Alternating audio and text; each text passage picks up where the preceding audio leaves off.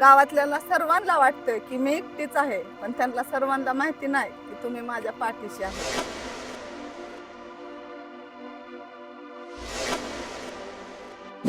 कशाचा विकास आमचा शेवटचा घरकुलचा हप्ता बी दिला नाही, संडास तर आमचं गायबच केलं या.